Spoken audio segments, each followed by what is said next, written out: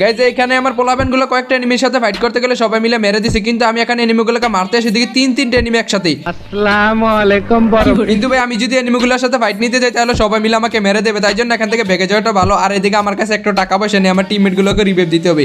আগে এখান থেকে আমি মাগনা রিভাইভটা কিনে নিছি, আর এখান থেকে নিউটনের বুদ্ধি লাগে আমি সুন্দরভাবে এটার উপর উঠে যাবো। যখনই এনিমিগুলো আমার পিছনে এখানে উপর ওঠার চেষ্টা করবে, সাথে সাথে এখান থেকে আমি ওদেরকে লোডবক্স তৈরি করে দেবো, লোডবক্স তৈরি করে উপর থেকে ধাক্কা দিয়ে ফেলে দেবো।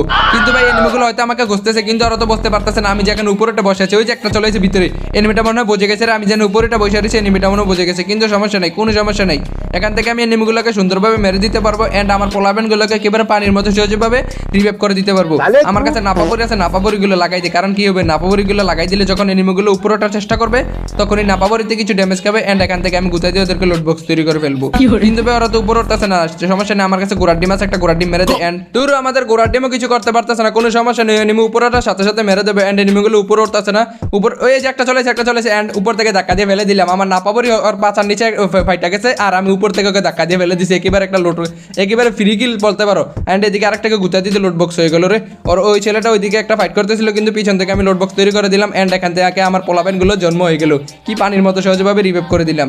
গাইস এখানে আমি উপরে অনেকক্ষণ ধরে আছি, কিন্তু আমাকে অনেকগুলো কিল করতে হবে, এত কম কিলো বাড়িতে যাওয়া যাবে না। গাছারিটা হয়েছে এন্ড চাপা দিলাম, শেষ আমি।